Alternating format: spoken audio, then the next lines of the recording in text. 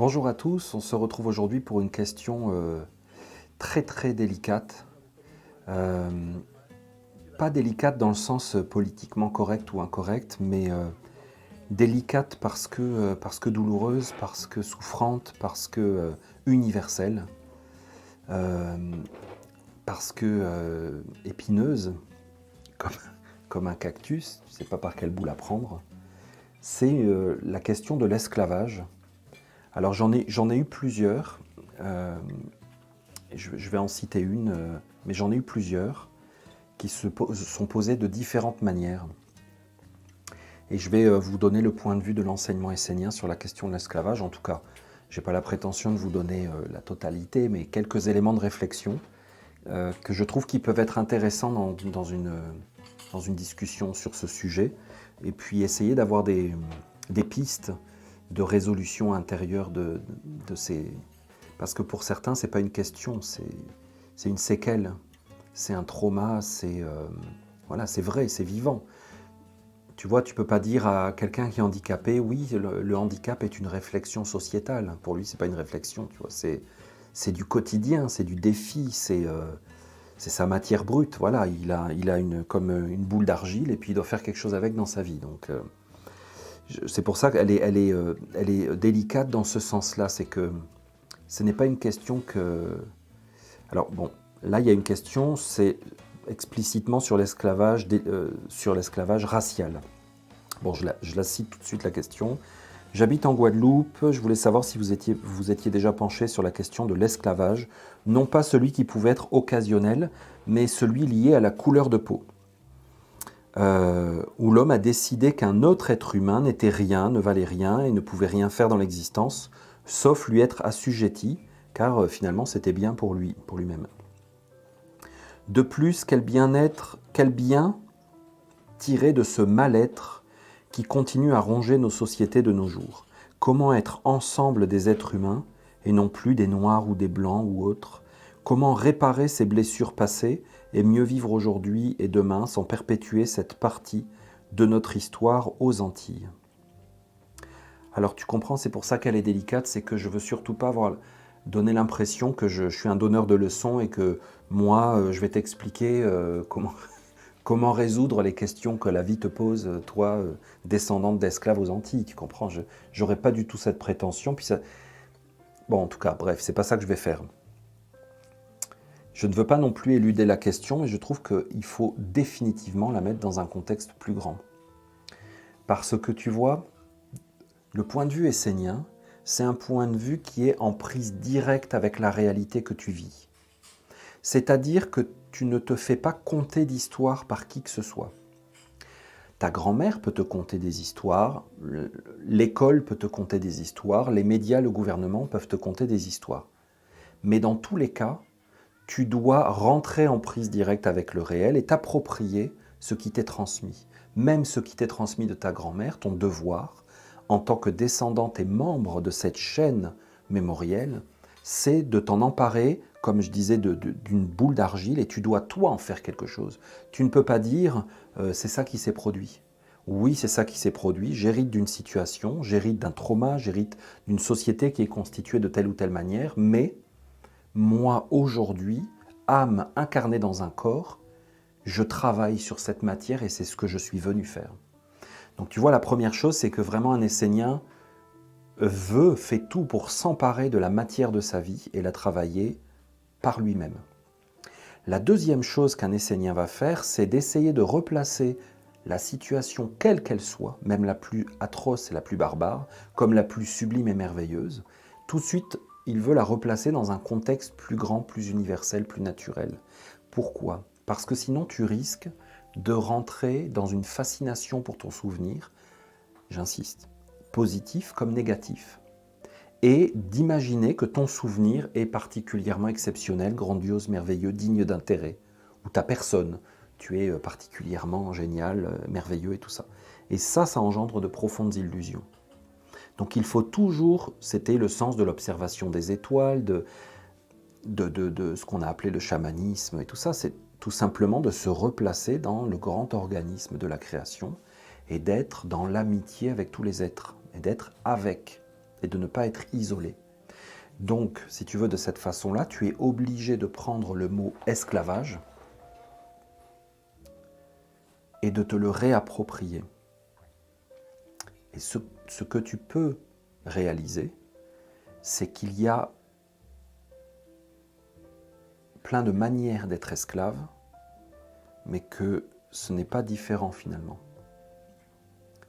Et que si je comprends que tu veux me parler, là, dans ta question, de l'esclavage racial. On me l'a posé sous plein d'autres aspects qui n'étaient pas forcément liés à la couleur de peau ou à l'esclavage aux Antilles, mais je comprends. Mais je te dis que tu as intérêt, pas pour fuir la question, pas pour éluder, pas pour philosopher dans le sens de dire des jolies choses qui finalement ne vont pas être concrètes, mais tu as besoin de respirer. Vous, les descendants d'esclaves, et nous qui sommes esclaves de gouvernements iniques, injustes et meurtriers, nous avons besoin de respirer, avec les étoiles, avec la mer, avec la terre, avec les forêts, avec les enfants, avec les vieux. Nous avons besoin de respirer, nous avons besoin d'échanges, parce que nous sommes étouffés dans des sacs plastiques mémoriels, légaux, pseudo-économiques, éducatifs, culturels. Il y en a plein. On étouffe complètement, nous tous. Et on est enfermé dans notre pensée, dans notre perception sensorielle de la vie. C'est très révélateur, tu vois. Je ne connais pas la société antillaise. J'imagine qu'il y a du racisme, hein, puisque tu me parles de trauma. Mais la société américaine, par exemple, je la connais bien mieux. Il y a des êtres qui ne sont pas capables, viscéralement, de percevoir quelqu'un d'une race de couleur de peau différente, sans que cela soit pour eux un obstacle ou un repoussoir ou une différence fondamentale. Ils ne peuvent pas faire autrement. C'est une perception. Tu peux leur expliquer en long, en large et en travers. Il y aura toujours une différence dans la façon dont ils parlent, un noir, un blanc, un chinois, un latino, tu comprends? C'est pas mental, tu comprends? C'est viscéral, c'est mémoriel. Donc quand tu es pris avec ces choses-là, mais par exemple, moi qui viens du sud de la France, mes ancêtres ont été acculturés. On leur a inculqué la honte de l'accent du sud de la France, la honte de la ruralité, la honte du manque d'éducation de l'éducation nationale, de l'école obligatoire républicaine, laïque. On leur a inculqué la honte de croire en Dieu. Tu comprends? Juste pour ouvrir, si tu veux, c'est que moi aussi, je suis le descendant de générations honteuses. Donc il y a des êtres qui, par conditionnement culturel, mais même générationnel, vont s'arrêter à la couleur de la peau, vont s'arrêter à l'accent. Tu vois, quand j'étais petit, on se moquait de mon accent du Sud. Et j'ai été, moi aussi, lessivé et j'ai perdu mon accent sans m'en rendre compte. Il y a plein de manières. Hein. Il y a plein de façons de stigmatiser l'autre pour lui faire croire qu'il est différent, qu'il est pas digne.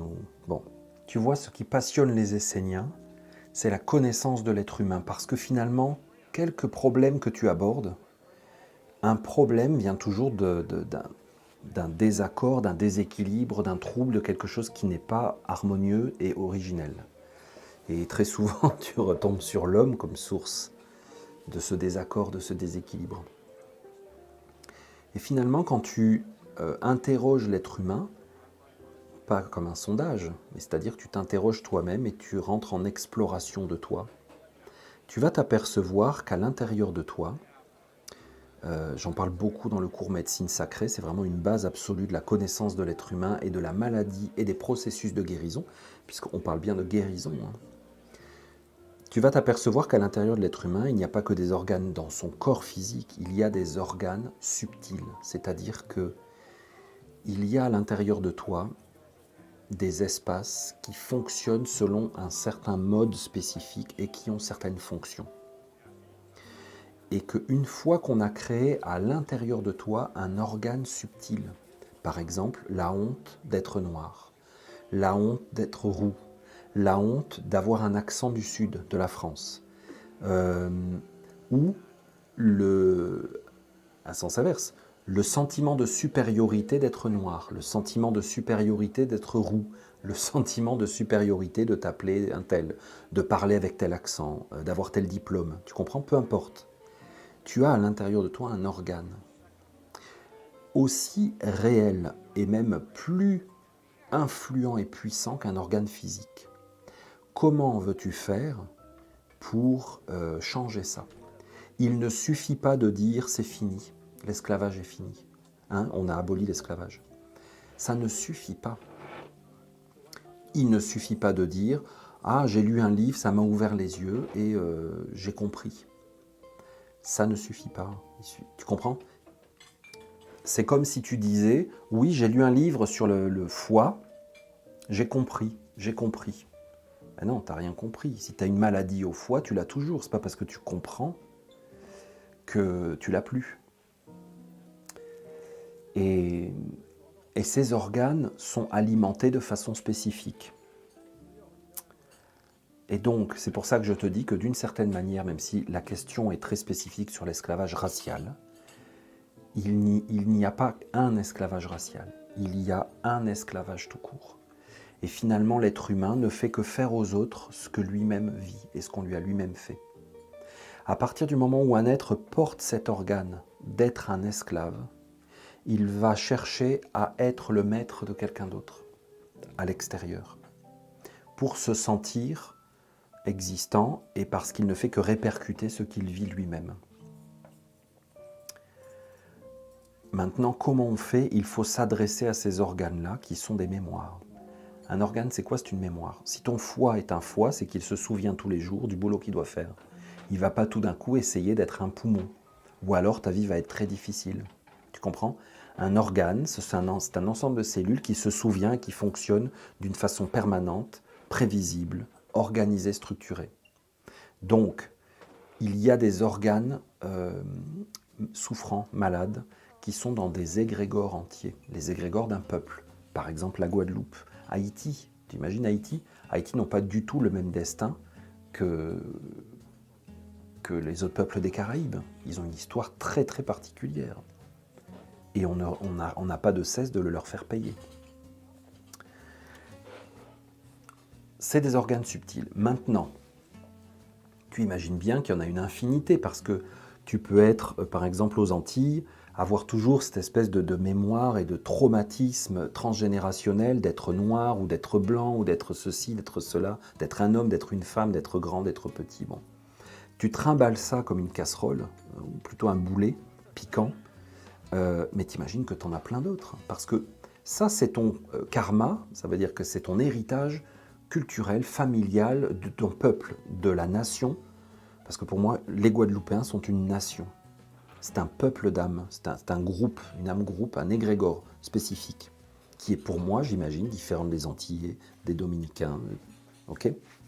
Alors après, ces égrégores existent dans un méta-égrégore qu'on pourrait appeler les descendants des esclaves antillais ou les peuples caraïbes, parce qu'il y a eu des mélanges. La Guadeloupe fait aussi partie de l'égrégore français, tu comprends? Bon, c'est il y a plusieurs demeures dans la maison de mon père. Comment tu peux faire pour t'intéresser à ces organes collectifs? Ces organes collectifs sont dépendants de l'ensemble des organes individuels, l'ensemble des cellules qui composent. Donc là, on parle de tout un peuple.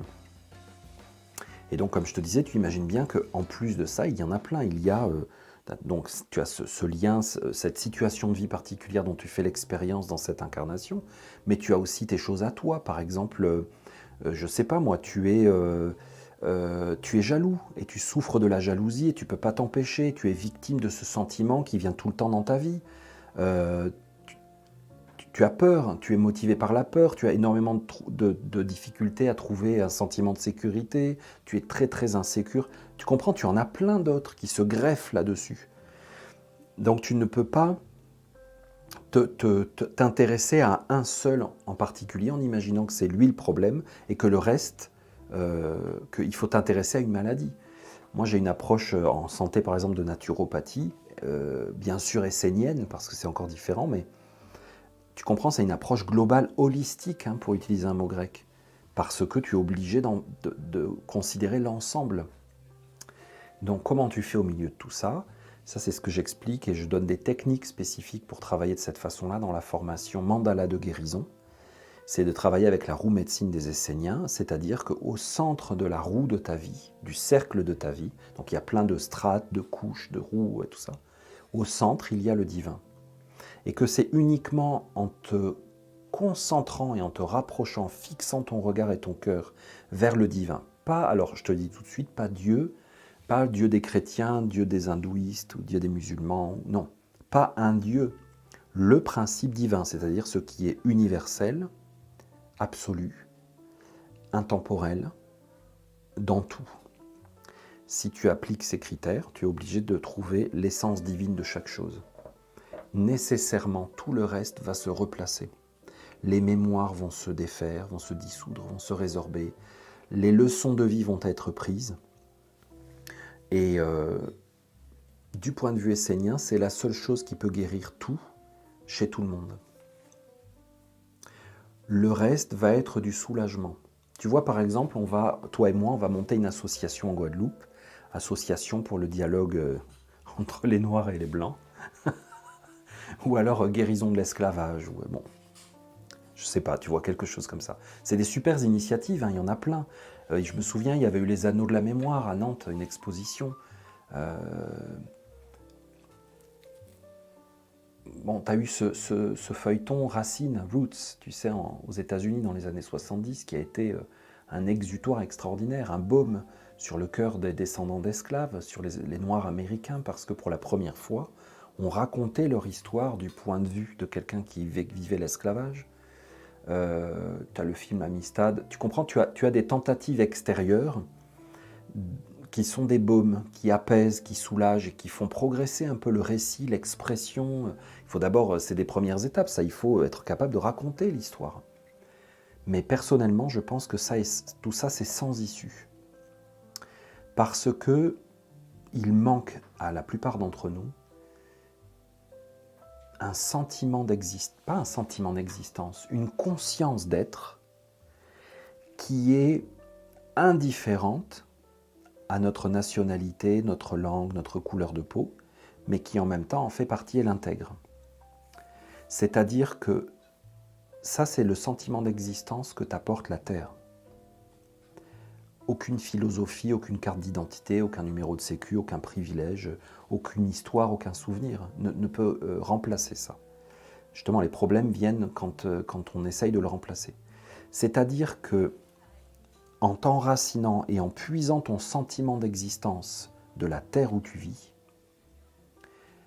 rien ne va pouvoir le défaire parce que ça va être réel. Parce que la terre, c'est Dieu. C'est Dieu pour l'homme. Qu'est-ce qui te nourrit? Qu'est-ce qui te fait respirer? Qu'est-ce qui te lave? Qu'est-ce qui t'abreuve? La terre. La terre, c'est Dieu qui se donne à toi en permanence pour te permettre de faire une expérience de vie. Si tu tires ta conscience d'exister et ton être, ton originalité, ton expression de la terre où tu es né et où tu vis, où tu as tes racines, alors à ce moment-là, rien ne peut le défaire. Peu importe la couleur de peau, le tempérament, le sexe, l'âge, quoi que ce soit, si tu veux. Tu es uni par une... C'est pas...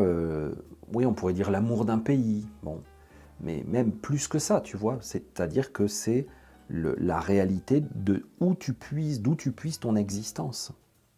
C'est ça qui fait qu'on est frères et sœurs. Alors, à grande échelle, on est tous frères et sœurs parce qu'on est tous sur la Terre, certes. Mais si tu ne vis pas ce sentiment aussi d'une manière individuelle et spécifique au lieu où tu vis, je pense que du coup, c'est juste des jolies paroles, c'est pas vécu profondément. Tu dois avoir une relation charnelle, viscérale, primale avec la terre d'où tu viens et qui te nourrit tous les jours. Un amour de ton pays, de ton île, de ta vallée, de ton village, de ton champ. Tu dois avoir cet enracinement du cœur. Sinon, on parle dans le vent, et on peut parler longtemps. Quel bien tirer de ce mal-être? Tu sais, je ne sais pas. Il y a des choses dont je pense qu'on ne peut pas tirer grand-chose, et qu'il vaut mieux laisser se décomposer et pourrir avec le temps. C'est un grand malheur. C'est un grand, grand malheur. Et s'il y avait eu des hommes sages aux commandes des peuples européens à cette époque, jamais ils n'auraient fait ça. Jamais ils n'auraient fait ça, parce qu'il ne fallait pas être une lumière, mais apparemment si, pour voir que c'était que du malheur qui était engendré pour des générations, et que les générations suivantes allaient payer les pots cassés sur des siècles. Parce qu'il y a un effet boomerang après. Et par exemple, le Portugal et l'Espagne, qui ont pseudo-découvert l'Amérique, et qui l'ont envahi, et qui ont exterminé des populations locales, ont payé les pots cassés. Regarde dans quelle obscurité ils sont, et pauvreté depuis longtemps maintenant. Pour moi, ce sont des retours de bâton de l'histoire. Puis regarde la France aujourd'hui, elle est en décomposition totale, en envahissement à tous les niveaux. C'est mon point de vue. Il y a en France une perte totale d'identité. Donc, ce que tu fais à l'autre, la vie va te le faire. Donc, quel bien tirer de ça? Je ne pense pas qu'il faille se concentrer là-dessus, comme étant une source d'identité ou quelque chose qu'on doit régler. Tu sais, souvent, plus on se concentre sur un problème, moins on arrive à le régler. Et je pense que le bien commun suprême, la réponse à toutes les questions se trouve dans le divin. Et c'est de ce point absolu que peut se réorganiser toute la vie à l'intérieur de toi. Et que peuvent survenir, tu vois, dans la formation, si tu veux découvrir l'enseignement essénien et l'approfondir, tu as la formation L'école des anges que je donne. Et la première étape de cette formation, c'est le grand pardon. Parce que pour remonter vers la source divine, il faut ouvrir le chemin, comme tu remontes une rivière. Il faut remonter la rivière du pardon. Et le pardon lave et dissout tout ce qui n'a rien à faire dans les étages supérieurs. Et peut-être que tu vas t'apercevoir qu'il y a des choses qui te quittent, et que dans le fond, elles n'ont jamais vraiment été toi. Et que le sens de ton incarnation, c'est autre chose. Maintenant, ce n'est pas pour dire que tu dois mettre tes ancêtres dans un placard en disant ben, c'est moi aujourd'hui, puis moi l'histoire de l'esclavage ça ne me regarde pas, j'en ai rien à cirer. Ça aussi c'est une illusion je pense. On est tous héritiers de quelque chose. Mais tu vois, si je me concentre sur l'histoire de mes ancêtres, je vais rentrer en fureur et en haine contre le gouvernement français, contre l'administration française et tout ça si tu veux, parce qu'ils ont détruit ma culture d'origine qui est occitane. Ils ont détruit mon identité d'occitan, ils ont détruit ma langue, ils ont détruit mon rapport à Dieu, ils ont détruit mon amour de mes paysages. Alors tu vas me dire, bon pas toi, mais certains vont me dire non, c'est pas vrai, moi j'aime beaucoup mon pays, et puis je fais partie d'une association, voilà, c'est de la France complètement préhistorique, musée, de moins en moins d'êtres, je dis pas qu'il y en a plus, il y en a encore et il y a des super initiatives qui se font, mais c'est largement minoritaire. Et parlons pour la majorité est complètement dissoute dans la culture Carrefour. Carrefour, télévision, Internet. Voilà, on est complètement dissous pour aller vers un transhumanisme et une pseudo-mondialisation ignoble, qui est un anéantissement de tout ce qui fait la beauté et la dignité de la vie sur Terre. C'est ce que je pense. Et je pense que tu vois, en tant qu'antillaise, tu pourrais t'inscrire dans ce combat, si je peux utiliser le mot combat, c'est pas un combat guerrier, mais si tu veux, dans ce mouvement de rendre à l'être humain sa dignité, parce que tu n'es qu'une des nombreuses victimes de toutes les formes d'esclavage. Je te rappelle ma vision des Esséniens, je te la partage plutôt. Je passe devant un champ et je vois un champ de blé qui pourrait être super joli. Hein. Tous les blés ont la même taille, ils sont tous à la même hauteur et il n'y a pas une fleur. C'est quoi ça si ce n'est de l'eugénisme et du racisme absolu et de la destruction de la diversité? Si nous, aujourd'hui, nous faisons ça même aux plantes, hein, on regarde les tomates, elles sont toutes pareilles, les pommes doivent être toutes pareilles, la courbure des bananes, hein, la fameuse courbure des bananes dans les textes de réglementation européenne, si nous faisons ça même aux végétaux, tu ne crois pas que par retour, de toute façon, on va nous le faire à nous? Donc, si j'étais toi, j'élargirais ma vision pour m'apercevoir que l'humanité tout entière est en esclavage. Elle met elle-même en esclavage les règnes naturels. Les animaux sont très largement mis en esclavage. Les plantes, les végétaux, les cultures sont mis en esclavage total. Et que du coup, mon esclavage, mon histoire personnelle, familiale, culturelle d'esclavage est une des nombreuses manifestations de la grande maladie de l'humanité qui n'est pas nouvelle. Je te rappelle Moïse, l'Égypte. Encore, c'est ce qu'il a écrit, mais si on dit esclave, ça vient de slave, ça vient de... Avant, c'était les peuples slaves qui étaient mis en esclavage en Europe. Bon, il y a plein de formes, plein de formes. Pour moi, aujourd'hui, le fait qu'un Français travaille jusqu'au 30 juillet, au 1er août, pour payer des impôts au gouvernement, c'est-à-dire plus de la moitié de l'année, c'est un esclavage total. Pour moi, aujourd'hui, le fait qu'un enfant de 3 ans soit obligé d'aller à l'école, c'est un esclavage. Et j'ai vécu moi-même ces formes d'esclavage. Donc j'en ai une perception, je suis en prise directe. Et donc, si tu veux, quand j'observe l'histoire de quelqu'un, bien sûr, c'est incomparable avec la mienne. Quelqu'un qui a été capturé, enchaîné, humilié et systématiquement, à qui depuis des générations on dit qu'il est moins qu'un blanc. Je ne peux pas comparer à mon histoire. C'est pour ça que j'ai dit au début, c'est une question délicate et je veux le dire avec beaucoup de respect et de douceur. Je ne veux pas faire croire que moi, par ma philosophie, je suis au-dessus des souffrances des autres et qu'elles sont peu de choses et qu'on est tous pareils. Mais quand même, ceci dit, il y a plein de manières d'être esclave et la pire, c'est de ne pas le savoir. Tu sais, quand tu sais que tu es esclave, c'est le début de la liberté. Quand tu crois que tu es libre, c'est que tu es le plus esclave des esclaves. Parce que tu es possédé alors que tu crois être libre. Et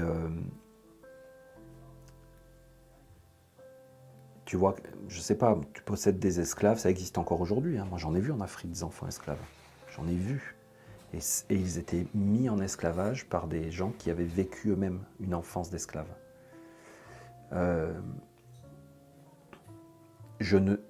Le maître, entre guillemets, le propriétaire de l'esclave, est lui-même totalement esclave de ses passions. Et il se croit libre. Et son esclave lui justifie sa vie en lui faisant croire que c'est lui le maître. Et il s'illusionne encore plus. Et il est esclave lui-même d'une intelligence supérieure de la destruction qui, elle, met en place l'esclavage entre tout le monde et qui tire les ficelles de tout ça. Comment réparer ces blessures passées sans perpétuer cette histoire? Ne pas se concentrer sur un problème parce qu'il n'y a aucune issue dedans. Il n'y a pas de sagesse dans ce crime. Il n'y a pas de sagesse. Mais il peut y avoir la compréhension de ce qu'est réellement l'esclavage et l'accès à une sagesse supérieure de la liberté. Et je pense que peut-être que ce serait ça la grande guérison. C'est que tu retrouves le sens du mot liberté, pour lequel tes ancêtres ont prié tellement fort. Et que tu retrouves le sens de ta dignité d'être humain sur la terre, qui est le seul antidote et la seule guérison possible au message d'humiliation et d'anéantissement du racisme. Seule la terre peut te rendre ta dignité réelle. Tu peux t'en fabriquer beaucoup de dignité, mais c'est dangereux. À terme, tu risques toi-même de dépasser, de déborder et de mettre des êtres en esclavage, pas forcément des humains, des plantes, des animaux, des sentiments. Tu sais, on peut rendre en esclavage des sentiments. Hein. On peut les réduire à l'état d'esclave. Dans les relations humaines, ça se voit beaucoup. Hein. Le chantage, la manipulation, la peur de l'abandon, c'est très fréquent. Ce sont des sentiments mis en esclavage. Donc tu vois, il y a beaucoup de choses qu'on peut mettre en esclavage. Donc, retrouve ta dignité par la terre où tu vis. Tu peux te dire, je suis fier d'être qui je suis sur la terre où je suis. C'est un bon début. Mais les Esséniens ont une science plus large que ça, qui est de travailler avec les anges. Et moi, personnellement, je ne vois pas comment tu peux faire si tu ne travailles pas avec l'ange de la dignité, par exemple. Il me semble que j'en ai parlé dans une conférence YouTube, je l'ai pris comme exemple. Ou dans un cours, je ne me souviens plus. Alors écoute, je ne sais pas, je ne suis pas antillais, je ne sais pas si je donne une réponse qui a une valeur ou qui a une validité. Je te partage mon point de vue. Et c'est ça, on a tous des missions, mais peut-être que si tu te poses cette question, c'est que tu as vraiment un travail à faire et qu'il peut être très guérissant et libérateur pour des mémoires à l'intérieur de toi. En travaillant sur toi-même, tu travailles sur l'âme de tout ton peuple, puisque tu es toi-même une cellule de ce grand corps. C'est le chemin des Esséniens, c'est la prise de responsabilité de nos vies. Chacun de nous est responsable de sa vie. J'espère que je t'ai donné des éléments de réponse et que j'en ai donné à d'autres qui m'ont parlé de l'esclavage dans pas mal de questions. Merci de votre écoute en tout cas, et puis à bientôt.